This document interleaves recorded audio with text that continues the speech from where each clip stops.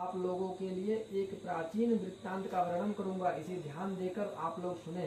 पूर्व काल में पराशर मुनि के पुत्र मेरे गुरु व्यास देव जी सरस्वती नदी के सुंदर तट पर तपस्या कर रहे थे। एक दिन सूर्य तुल्य तेजस्वी विमान से यात्रा करते हुए भगवान सनत कुमार अकस्मात वहां आ पहुंचे। उन्होंने मेरे गुरुदेव को वहां देखा।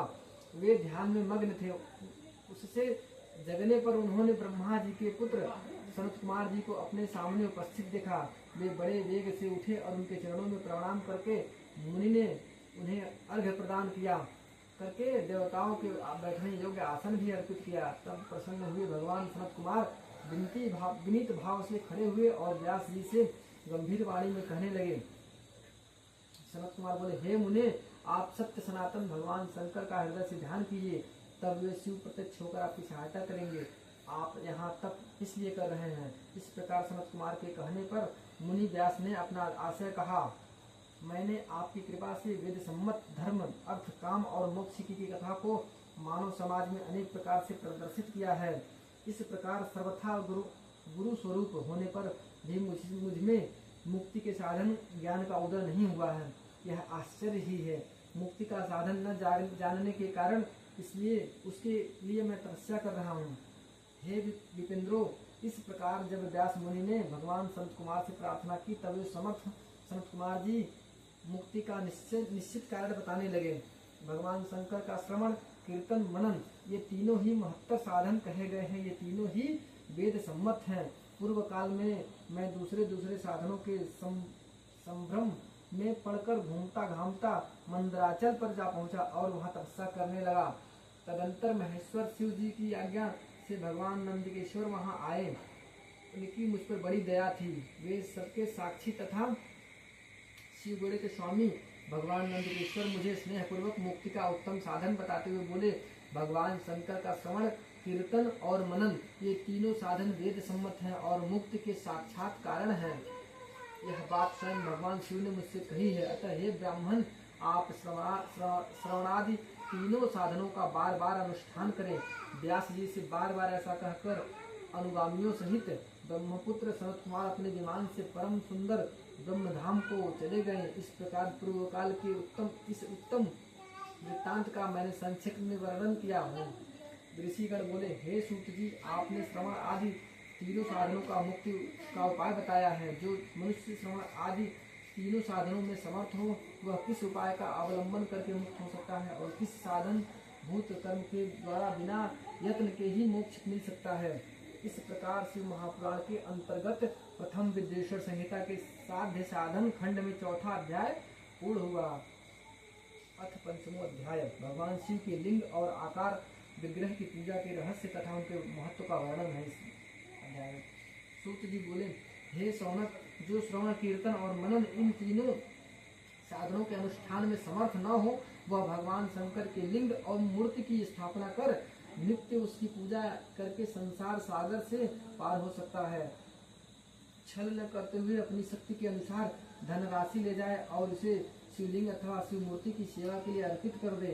साथ ही निरंतर उस शिवलिंग एवं मूर्ति की पूजा भी करे।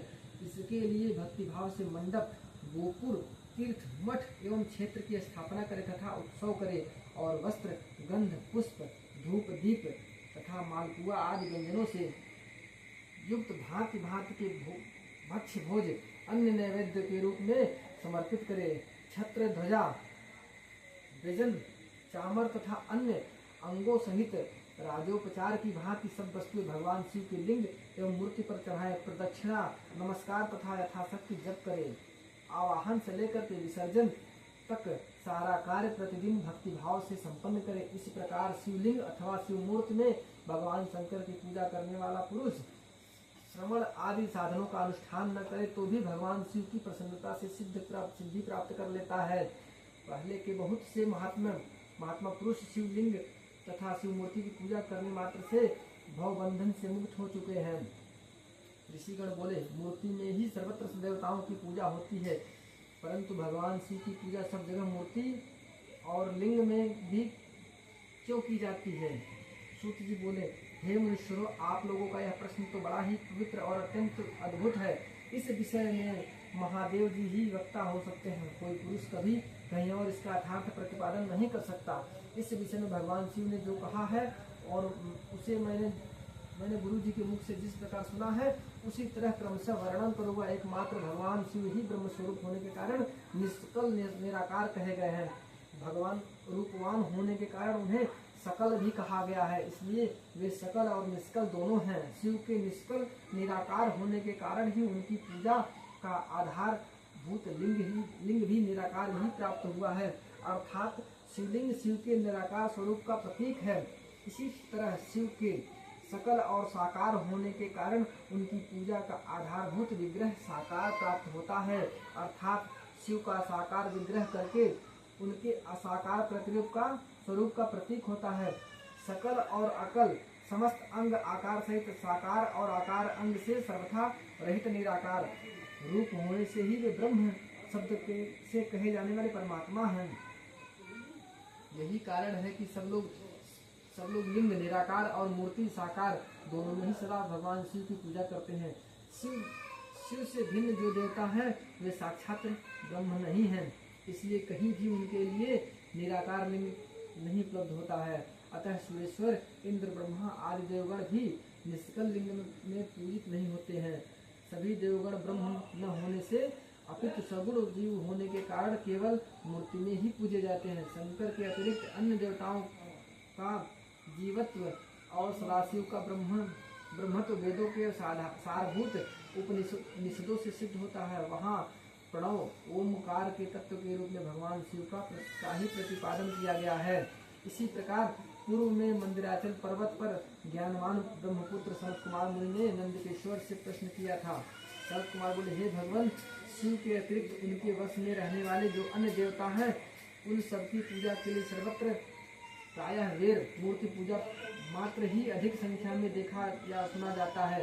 केवल भगवान शिव ही पूजा में लिंग और वेर दोनों का उपयोग देखने में आता है। अतः हे कल्याणमय नंदकेश्वर, इस विषय में जो तत्व की बात है उसे मुझे इस प्रकार बताइए जिससे अच्छी तरह से समझ में आ जाए। नंदकेश्वर बोले, हे निष्पाप ब्रह्म कुमार, हम जैसे लोगों के द्वारा आपके इस प्रश्न का कोई उत्तर नहीं दिया जा सकता, क्योंकि यह गोपनीय विषय है और लिंग साक्षात ब्रह्म का प्रतीक है। इस विषय में भगवान शिव ने जो कुछ बताया है उसे मैं आप शिव भक्त के समक्ष कहता हूँ। भगवान शिव ब्रह्म स्वरूप और निष्कल निराकार है, इसलिए उन्हीं की पूजा में निष्कल लिंग का उपयोग होता है। संपूर्ण वेदों का यही मत है कि वे ही सकल हैं। इस प्रकार वे निराकार तथा साकार दोनों हैं। भगवान शंकर निष्कल निराकार होते हुए भी कलाओं से युक्त हैं, इसलिए उनकी साकार रूप से प्रतिमा पूजन भी लोक सम्मत है। शंकर जी के अतिरिक्त अन्य देवताओं में जीवत्व तथा सगुणत्व होने के कारण वेद के मत में उनकी मूर्ति मात्र ही पूजा मान्य है। इसी प्रकार उन देवताओं के आविर्भाव के समय उनका समग्र साकार रूप प्रकट होता है, जबकि भगवान सदाशिव के दर्शन में साकार और निराकार ज्योति स्वरूप दोनों की ही प्राप्ति होती है। सनत कुमार बोले, हे महाभाग, आपने भगवान शिव तथा दूसरे देवताओं के पूजन में लिंग तथा वेर के प्रचार का जो रहस्य विभाग पूर्वक बताया है वह यथार्थ है। इसलिए लिंग और वेर की आदि उत्पत्ति का जो उत्तम वृत्तांत है उसी को मैं इस समय सुनना चाहता हूँ। हे योगिंद्र, लिंग के प्रकट का रहस्य सूचित करने वाला प्रसंग मुझे सुनाइए। नंदकेश्वर बोले, हे वत्स, आपके प्रति प्रीति के कारण मैं यथार्थ रूप से इसका वर्णन करता हूँ। सुनिए। लोक विख्यात पूर्व कल्प के बहुत दिन व्यतीत हो जाने पर एक समय महात्मा बुद्ध ब्रह्मा और विष्णु परस्पर लड़ने लगे। उन दोनों के अभिमान को मिटाने के लिए त्रिगुणातीत परमेश्वर ने उनके मध्य में निष्कल स्तंभ के रूप में अपना स्वरूप प्रकट किया।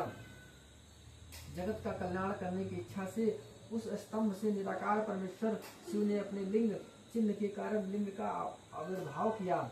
उसी समय से लोक में परमेश्वर शंकर के निर्गुण लिंग और सगुण मूर्ति की पूजा प्रचलित हुई। शिव के अतिरिक्त अन्य देवताओं की मूर्ति मात्र की ही प्रकल्पना हुई।